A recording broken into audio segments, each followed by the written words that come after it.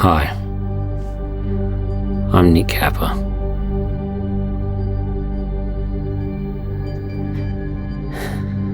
You probably just got into bed.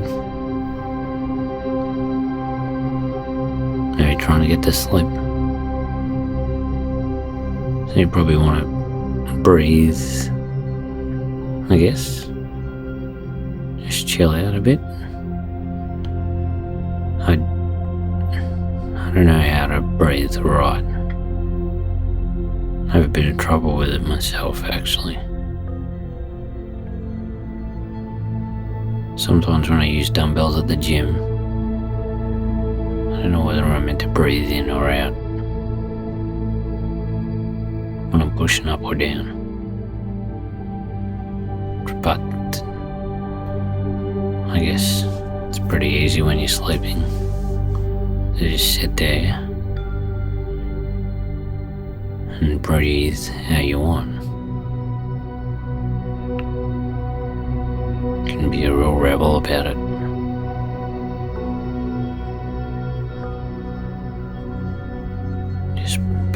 Just breathe. And you can, choose whatever position you want to sleep. As long as your arms don't get in the way. I know when I sleep, my arms get in the way a lot. I prefer to lie on my back where the arms kind of don't interfere with anything. Sometimes when on my side, the arm annoys me, the one that I'm on. So, but sometimes people like that. Yeah. You can lie on your other side if you like, or hug the pillow. If you're lonely, I guess you can hug the pillow.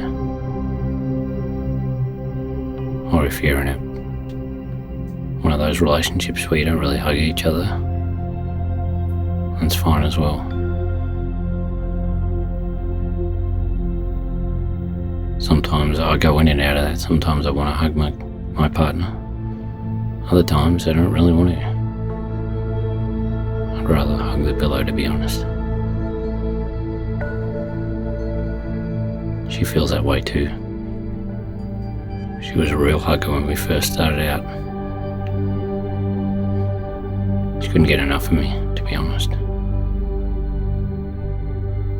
But now she's got better things to do. That's for me to sort out. I guess the aim here is to get you asleep, no matter what relationship status you're in. It's all about you. I mean, still be considerate to your partner, but let's just concentrate on you for now. Maybe you just busted one out. Alone, or with your partner next to you. As long as they're okay with it. Good for you. I'd probably bust one out if I wasn't in a studio. But then the guy recording it, he can't see me. Could probably, that's also for me to sort out as well. I'm from a place called Boomai in northern New South Wales. It's a country town in the middle of nowhere.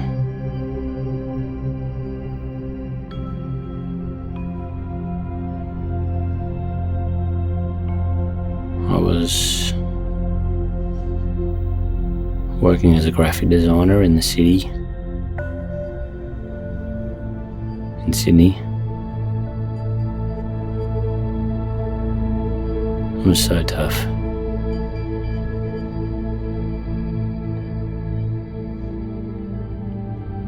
$380 a week. That's what I got paid. I'm so shit. My boss was an idiot.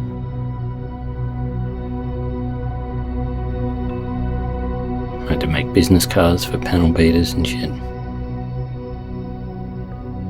Wasn't what I'd pictured the graphic design industry to be at all. I thought I'd be wearing a turtleneck with like black glasses and I don't know, swanning about, a pencil behind my ear, doing drugs. Instead, I was working in a fucking shit office in Hurstville,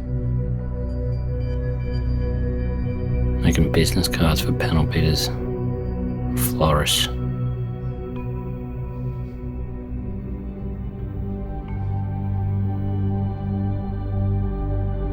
Some crazy guy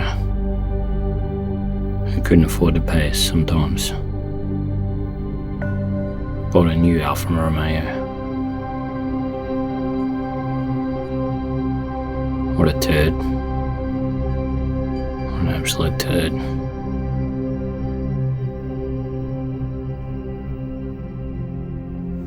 My life wasn't going that well at that point. I was 21. I didn't know who I was. I wore those golf punk vests. One of those visor hats. I didn't play golf. It was like a punk statement. Shit.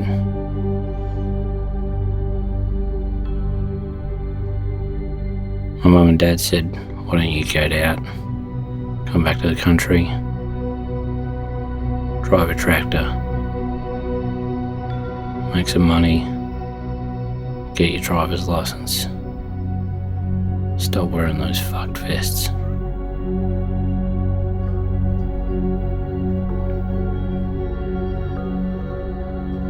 Came back, stayed at my parents' house.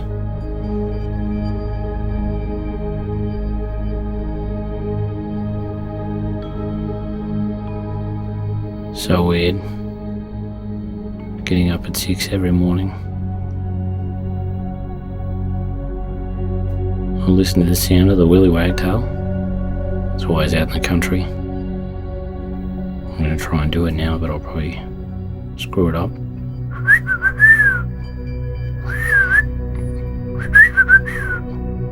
It's a sound that always told me it was morning. That sound.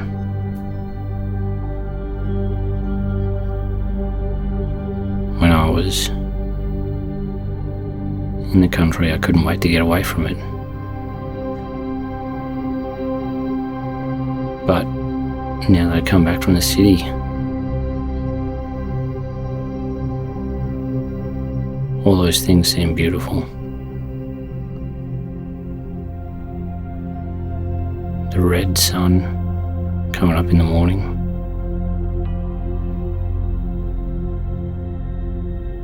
The dew on the leaves. Every road is bumpy. Even when it's really, really dry and there hasn't been rain for weeks. There's still ruts in the ground caused by the cars.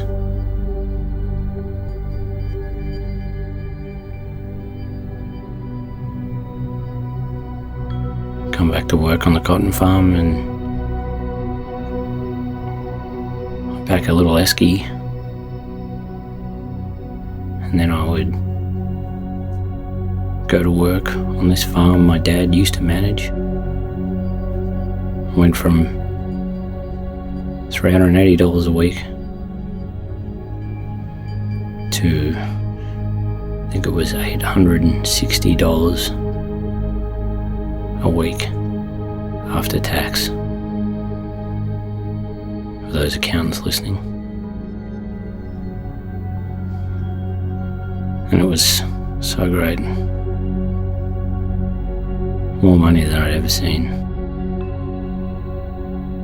But such boring work. Some of it was good. Other times it was just weeks. Driving up and down, up and down. The farm was 40,000 acres. One of the biggest cotton farms in the Southern Hemisphere.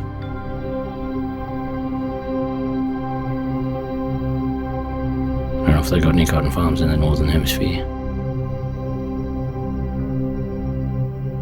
There must be bigger cotton farms in the Northern Hemisphere, because otherwise you would just say one of the biggest cotton farms in the world. Except, I guess whoever wanted to brag about that farm, they made it the Southern Hemisphere, just so it sounded big.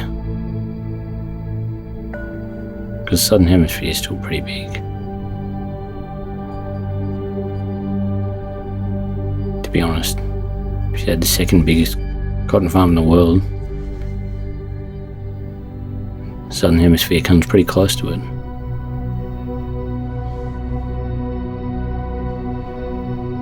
I don't know if any of you have worked in jobs, labouring jobs, tradie jobs. There's this familiar thing, familiar smells. The cigarettes, smell like cigarettes in every cab you get into. Get in the old ute, smell of cigarettes. Tractor cab, cigarettes, stale cigarettes.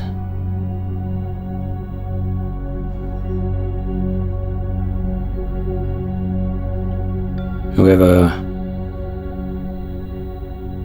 works in the country, their hands are stained by grease, black hands. I love this. Whenever my dad came home from work, he would put those hands out. It showed that Dad was back. And grease all over him. It was good. I was like, hey, everything's gonna be alright. Dad's back. Grease.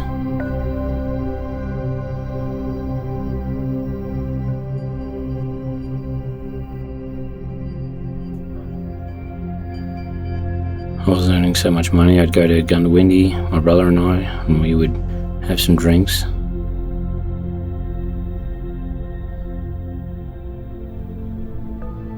My mate would call me the $800 fuckhead. He said, you can buy the round now, you $800 fuckhead. It was a different life from the city.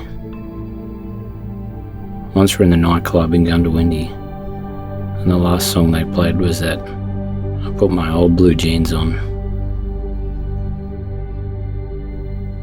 I thought to myself, what a terrible song to play as the last song. 3 in the morning, everyone's lonely. Everyone wants to on Last Dance, they put the old blue jeans song. What a terrible choice. Everyone knows you end with a banger.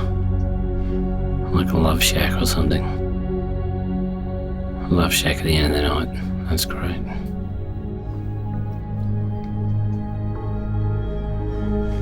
I can't remember the turning point. When I moved to Brisbane after I met my first ever girlfriend. Worked in a cotton factory there. My dad could tell that I was bored and that I wasn't an interesting person, I guess. Guess he was disappointed in me in a way.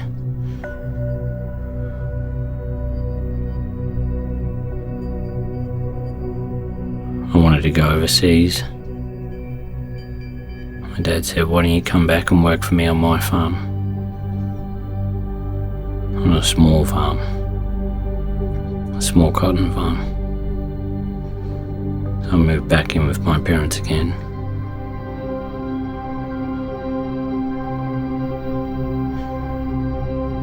My dad doesn't really yell or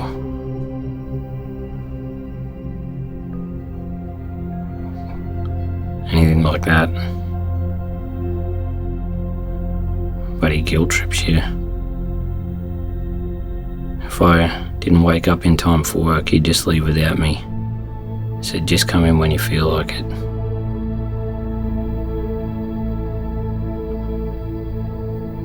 That really put the guilt on you.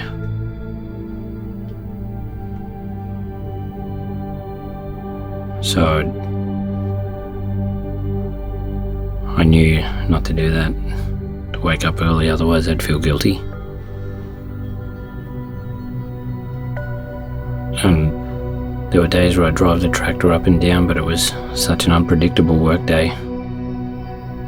I'd get up in the morning, I'd drive out with Dad.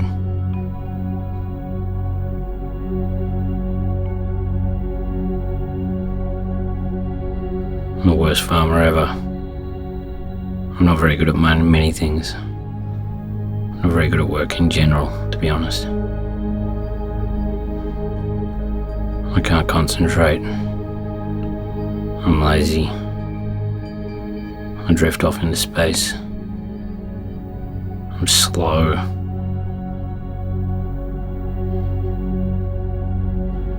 So therefore, my father was despondent for like 6 months. I made heaps of mistakes, and I hated it.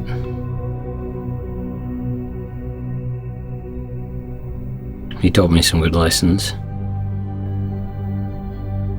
He said, always think of the next man. Put the tools away. When the next person comes on the shift, you want to make everything good for them. Before your shit's everywhere, just letting them down.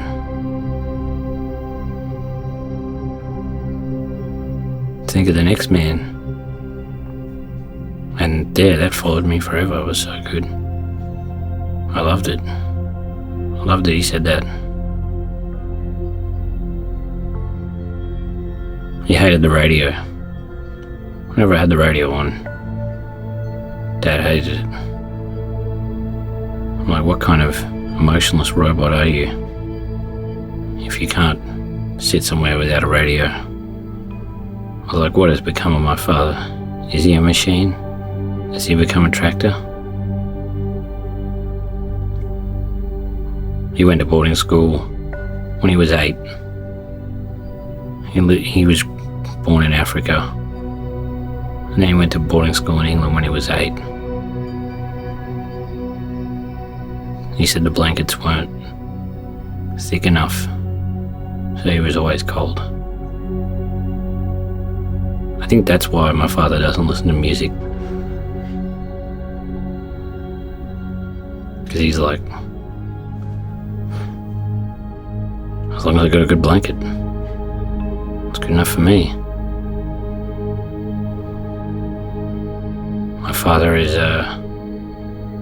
really funny. But when I made a mistake on the farm, I could tell it hurt him emotionally. And he would give me the silent treatment for months. He would never give any compliments.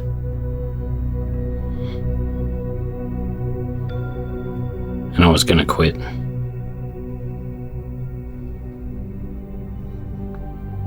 But then I thought, if I quit, he wins.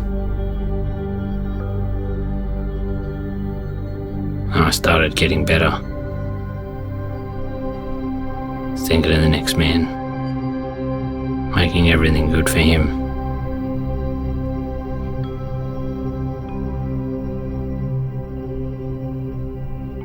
It was really good.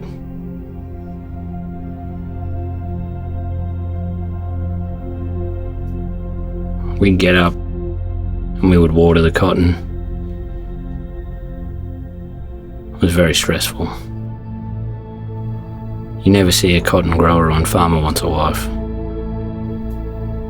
They don't have time for a girlfriend. The cotton is the mistress. That's your wife, the cotton. Or the whole summer you can't concentrate on anything. You're just thinking, when do I get the water on it? Because the moment it doesn't get water, that's when your yields go down.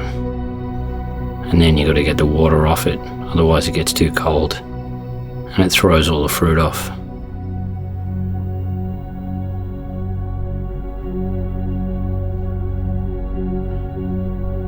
So you'd always be driving up and back, covered in mud. Wake up at 4 in the morning. Go out with a spotlight. Check all the rows of the cotton, make sure all the water came all the way through right to the very end. Sometimes you'd fill the canal with too much water and it would blow out. This was huge disrespect in the cotton farming. If you had a blowout, everyone blows out, but it's embarrassing. You don't want to be the blowout guy. No way. If you blew out, you had to go run, get the small excavator, go and patch the blowout back up as quick as you could before nobody came. Once I did a real good patch-up job. Said my dad saw the excavator tracks. He said, "Had a blowout, did you?" And I had to admit to my mistake. To not have a blowout. That was the ultimate victory. My brother had a blowout once. He never blew out. He always concentrated very well. When he did have a blowout, it was fucking hilarious. For once, I was the king.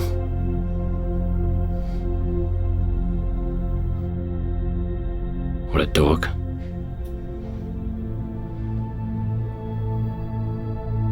My dad had heaps of other cool lessons as well. He told me that never tell a man that they fucked up before a shift on a tractor. You tell them after the shift. Because your mind processes everything over and over. You sit on the tractor at the start of the day, someone says something shit to you. Like, "Hey buddy, your button's undone." Then you get on the tractor and you're like, "Yeah, my button was undone. What a great guy." And you start to think, do you really need to comment on it? I mean, it was undone, but it's summer. I'm allowed to open up my button when I want. Why was he staring at my shirt in the first place?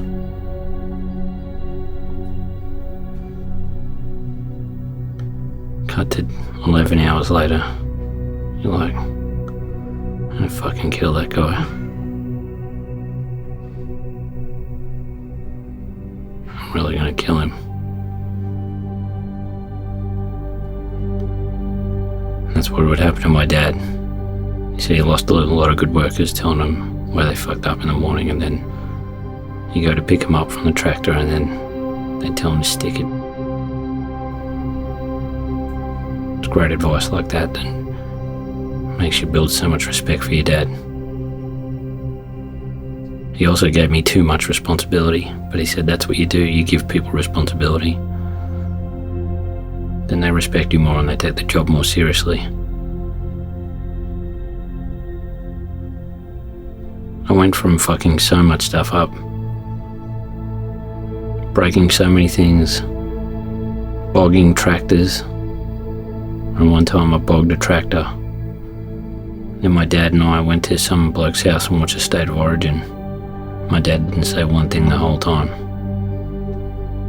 Driving up there and driving back, I was like, I will never bog a tractor again. Not before the State of Origin anyway. I remember the game was good, but I didn't enjoy one bit. I don't know whether that's the right way to improve an employee's performance, but it worked.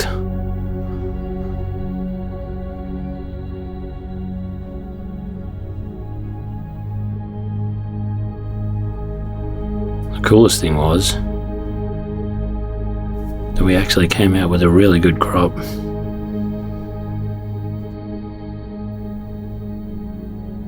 I actually had a great time with my dad.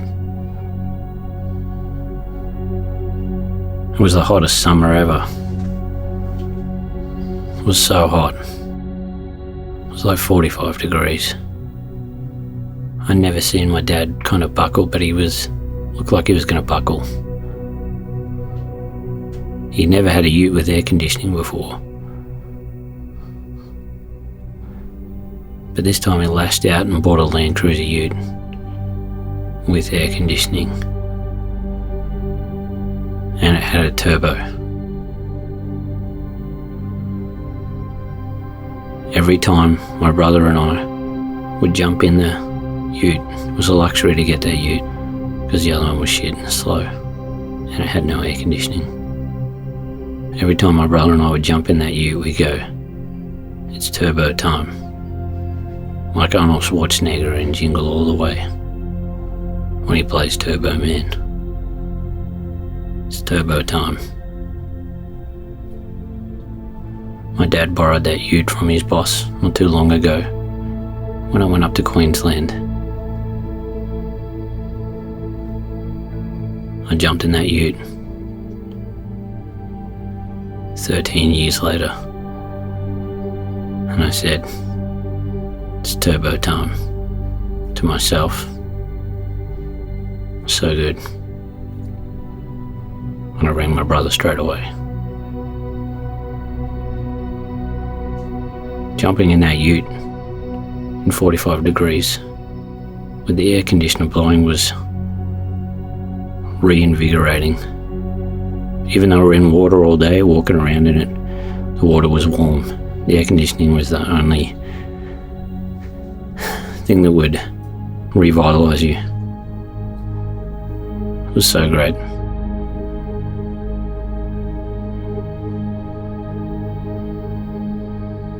They were real stressful times. Any mistake I made cost my father money and that was horrible. A lot of silent dinners. But in the end I had a better work ethic. I took things seriously. I liked responsibility. And I had to think on my feet. Because the nearest mechanic or shop was an hour away. So you just had to think on your feet of how you'd fix things. Accept responsibility. My dad always said, run, think ahead.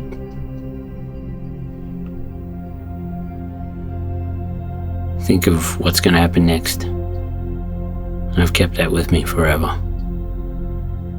I'm still a shit worker. But that's just due to me being lazy, and to be honest, I don't care about anything. I don't even care about stand-up comedy, which is my job, to be honest, but I'm even lazy at that. And in stand-up, you don't really want to think of the next man. Fuck the next man. I'll make it harder for him. Or her. I'll do the best set I can, so I'll really destroy them, and hopefully they'll quit. Therefore narrowing down the competition, and I get more money. That hasn't worked yet, I still have to work other jobs because I'm so lazy and shit at stand-up. But it's alright. But we had a 5-bale crop that year, which is a great crop. It's not so impressive now, due to technology and better weather patterns. 5-bale is nothing to sneeze at. Back then it was great. My dad was happy. I left my girlfriend and I went overseas to South America. Took a photo of me on a mountain in Chile, top of a volcano. My mum and dad, I sent them the photo. And my mum rang me and said Dad was really proud. And I think it straightened me out.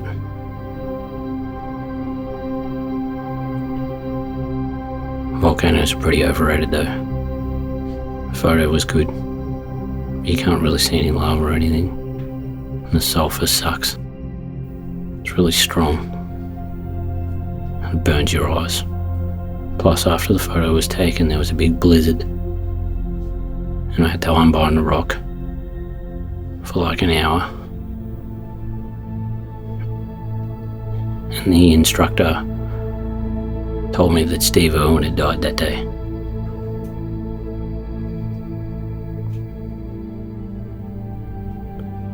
I thought his English was just really bad. He was trying to tell me something else. But upon descending the mountain, I did find out that Steve Irwin had died.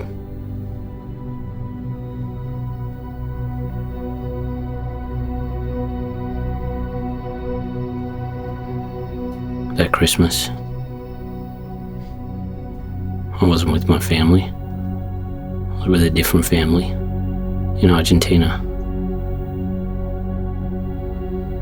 And I watched a marathon of Steve Irwin from when he started out in his humble beginnings, very quiet fella, and he got bitten a lot of times, to being celebrity.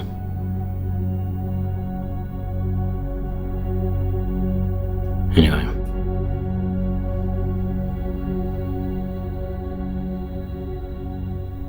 I think if you're having problems with your work,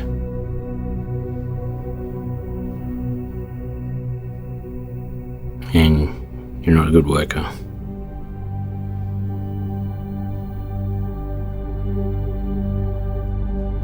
maybe you should go out and see my dad. He'll break you emotionally until you are a worker for a decent amount of time, to which I should probably go see him again. But he'll have good fun. He can't do that now because he's retired. He just started not working. And I thought he would hate it, but he actually loves it. He tried to buy that ute, turbo time. But our Land Cruiser utes are very sought after, due to their simplistic engine. And to buy a new one, it's like 120 grand. So, hopefully you're asleep by now. I don't know if that story was, that funny. Kind of interesting. Not interesting to me. And sometimes I regale with my dad about these things. He doesn't give a shit. He was just getting on with business. To me, due to me working the arts, I make it like this whole romantic thing, and all this, wow, the country, and really I'm just a fraud. To him it was just like, I just wanted to make a fucking dollar.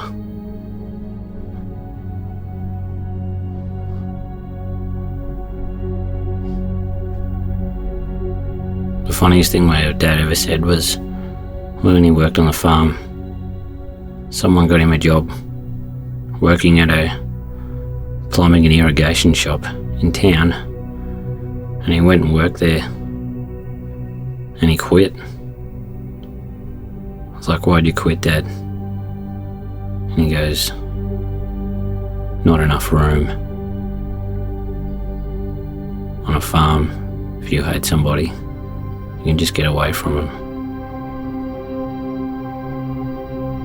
But in a shop, you can't get away from them. You just got to stay there." I was like, "Oh,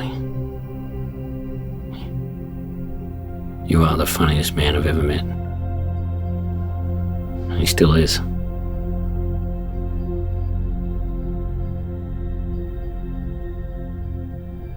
Yeah, I guess that's what you gotta do.